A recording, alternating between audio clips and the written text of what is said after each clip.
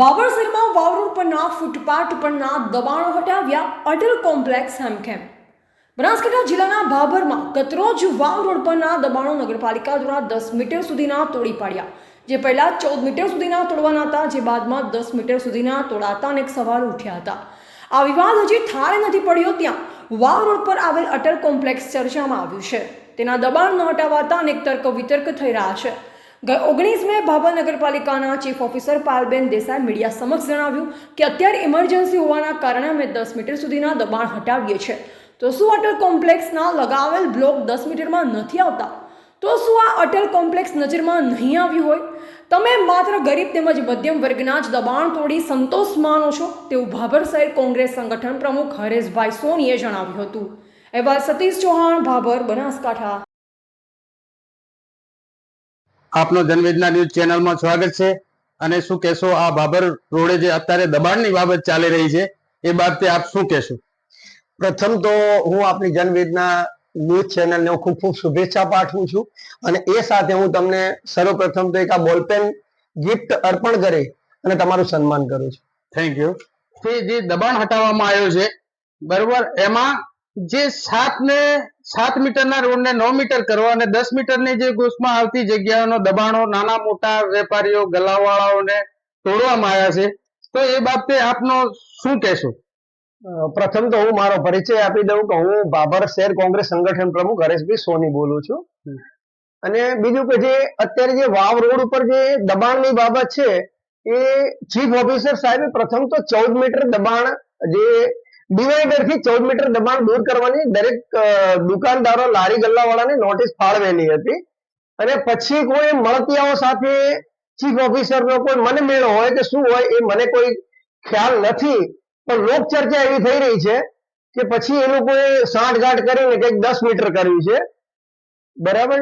અને અત્યાર સુધીમાં જે વાવ સર્કલ ઉપર જે એક પે એન્ડ યુઝ બનાવેલું છે જે મૂતરડી છે, એની બાજુમાં કોઈ હાલની સત્તાધારી પાર્ટીના કોઈ વ્યક્તિનું ઓફિસ હોય કે દુકાન છે, કોઈ મને પૂરો આઈડિયા નથી, પણ લોકો આવી ચર્ચા કરી રહ્યા કે એ તોડવામાં નથી આવી, મૂતરડી તોડવામાં નથી આવી અને નાના લારી ગલ્લા વાળાને ફક્ત ને ફક્ત નુકસાન પહોંચાડવાની અને મોટા એ દુકાનો વાળા છે કે એ લોકોના ફક્ત ને ફક્ત જે બહારના જે ઓટલા હતા એ ફક્ત ઓટલા તોડી અને સંતોષ માન્યો છે.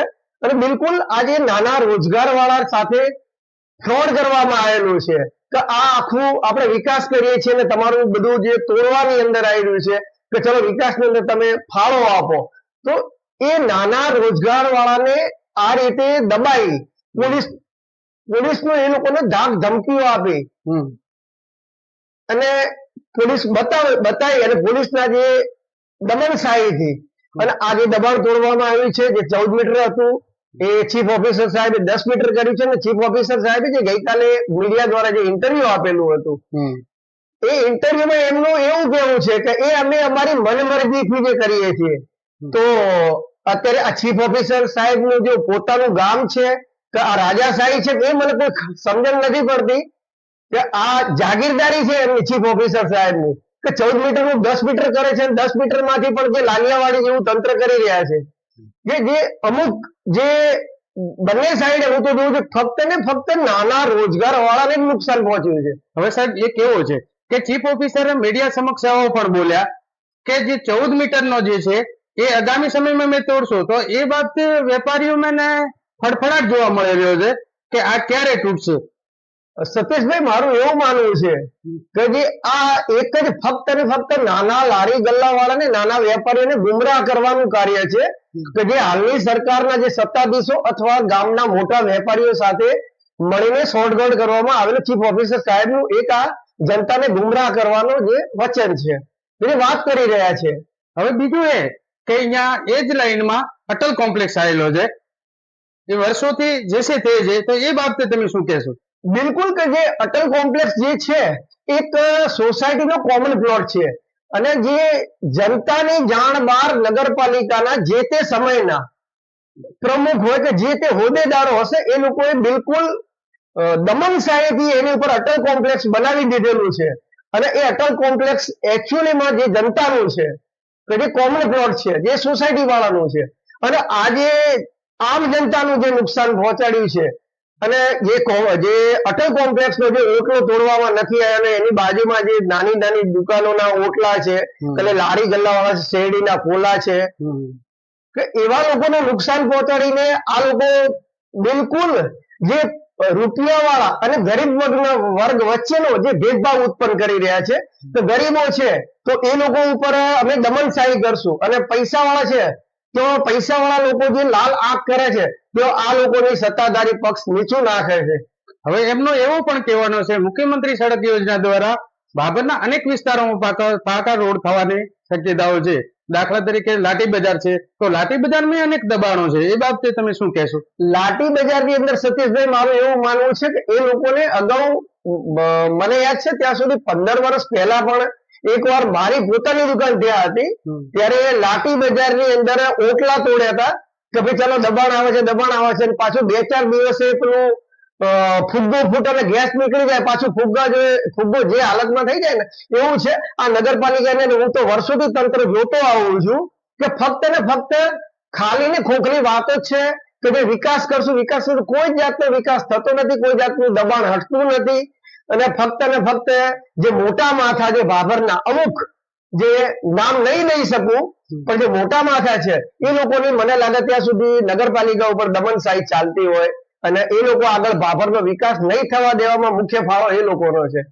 હવે હરેશભાઈ એક વાત એ પણ રહી કે ભાભરનો વિકાસની વાત છે, તો ભાભરનો આજ સુધી કઈ રીતનો વિકાસ થયો છે, અને છેલ્લા કેટલાય ટર્મથી ભારતીય જનતા પાર્ટીની શાસન છે, તો એ બાબતે તમે શું કહેશો? સતીશભાઈ મારું કેવું છે કે આજે જે નગરપાલિકાની અંદર એક મોટો તંબુ જેવું કંઈક બનાવેલું છે, મને તો આઈડિયા નથી, એ લોકોનું જેવું છે શાક માર્કેટ છે, પણ જ્યારથી બનાવ્યું ત્યારથી આ લોકો કોઈ એક વ્યક્તિની વાટ જોઈ કે ઇંતજાર કરી અને એને બંને સાઈડ જે તાળા મારે, જે 4 શટર છે, 4 શટર તાળા મારે, અને જે એનો બિલકુલ કોઈ ઉપયોગ કરે નથી. આજે કરોડો રૂપિયાનું ભાભરને નુકસાન પહોંચાડ્યું છે, કરોડો રૂપિયાનું.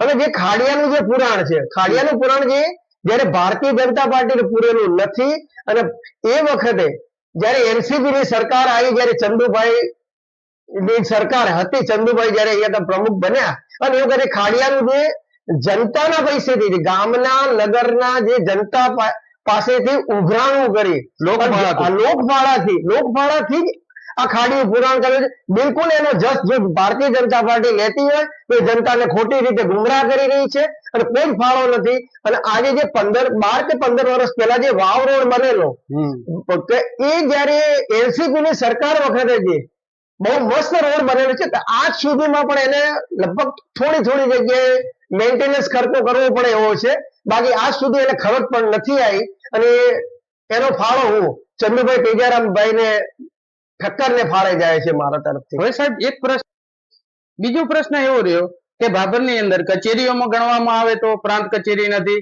કોઈ જીઆઈડીસી નથી, સરકારી કોઈ મોટી હોસ્પિટલ નથી, કે ગવર્મેન્ટ કોઈ કોલેજ, કે આ બાબતે તમે શું કહેશો? સતીશભાઈ, આ ભાભરની અંદર વિકાસના નામે બિલકુલ જે અગાઉ એક ધારાસભ્ય અહીંયા આવેલા હતા, બરોબર, એમણે એ કઈક તાલુકા કક્ષાની હોસ્પિટલનું ખાતમુહૂર્ત કરેલું, જે આજ સુધીની અંદર એ ખાતમુહૂર્ત કરેલો ખાડો હજી એમને એમ છે. ત્યાં અત્યારે કૂતરા ત્યાં અત્યારે જે એમનું જે કહે કે પ્રસ્તુતિ કરે છે, બરાબર છે. અને બીજું કે જે અત્યારે જે અહીંની રેવન્યુ ટ્રેઝરી છે એ પણ આજે દિયોદર જેવી પંચાયત શાસિત જે નગરની અંદર પંચાયત શાસિત ગામ છે, આજે એની અંદર પણ આપી દેવાય છે. બીજું કે જયારે રેલવે પ્રોજેક્ટની વાત છે કે અહીંયા વર્ષોથી જે ભારતીય જનતા પાર્ટી વખતથી જે રેલવેના 12 વર્ષથી ફક્ત આવેદન પત્રો આવતા લવ લેટર લખતા હતા, મને કઈ આઈડિયા નથી આવતો. પણ જયારે ગેનીબેન સાંસદ બને ત્યારે આર્ય સમાજ વાડીની અંદર ગેનીબેન સાંસદે નગરની જનતાને એવું વચન આપેલું હતું, તાલુકાની જનતાને એવું વચન આપ્યું હતું કે મને સાંસદ તરીકે ચૂંટી લાવશો તો હું નગરની જનતાને રેલવે સ્ટોપેજ અહીંયા પાસ કરાવડાવીશ. બોમ્બે જતી ટ્રેનો, સુરત જતી ટ્રેન વત્તા દિલ્હી જતી ટ્રેનોને અહીંયા સ્ટોપેજ અપાઈશ. અને ગેનીબેન એની અંદર સાર્થક અને સફળ પુરવાર થયા છે. આજે સાંસદનો હું ખૂબ ખૂબ આભાર માનું છું. તો ગેનીબેનની તમે જે વાત કરી, તો આજે પણ આપણા સાંસદ છે, અને આજની જે ધારાસભ્ય પણ આપણા છે, તો એમને તમે શું સંદેશો આપવા માંગો છો? હું ધારાસભ્યશ્રીને એટલું જ કહેવા માંગુ છું કે પ્રથમ તો તમે જે સોસાયટીની અંદર રહો છો, આજ સુધીમાં તો ત્યાં તમે જે ઇલેક્શન પહેલા લોકોને મળતા હતા, ત્યાં ઉભા રહેતા હતા, તો નગરની જનતા સાથે પ્રથમ તો તમે ઉભા રહેતા હતા. તો તમે વિધાનસભાની ચૂંટણીની અંદર ચલો કે તમે વિજય બન્યા, એક સરસ વાત છે, અમને ગમે છે કે ચલો કોઈ પણ પક્ષનો આજે ધારાસભ્ય તો પણ કોંગ્રેસ હોય ભાજપ હોય, જે જનહિતના કામ જ કરવાના છે તમારે. તો પછી આજે તમે માધવસિંહથી આગળ કે નગરની જનતા સાથે કેમ ઉભા રહેતા નથી, કે આ કયો પાવર આવી ગયો છે તમને? ઠીક છે, આપે મારી મુલાકાત લીધી એ બદલ ખૂબ ખૂબ ધન્યવાદ. શું આપનું નામ અને શું હોદ્દો ધરાવો? સતીશભાઈ મારું નામ છે, ભાભર શહેર કોંગ્રેસ સંગઠન પ્રમુખ હરેશભાઈ સોની મારું નામ છે, અને આજે હું નગર વિકાસના હું કાર્યોમાં તત્પર તૈયાર હોઉં છું. નાની મોટી સમસ્યાઓ કોઈ પણ નગરની હોય છે તો મારી જ્યારે પણ માંગ કે જ્યારે જનતાએ રેલવે સ્ટોપેજ છે તો બીજા અનેક ગામના પ્રશ્નો છે, જ્યારે જનતાએ મને બોલાવ્યો છે ત્યારે હું તત્પર તૈયાર છું અને સદૈવ માટે હું તૈયાર રહીશ, એવી મારી પ્રાર્થના. ખૂબ ખૂબ ધન્યવાદ આપનો.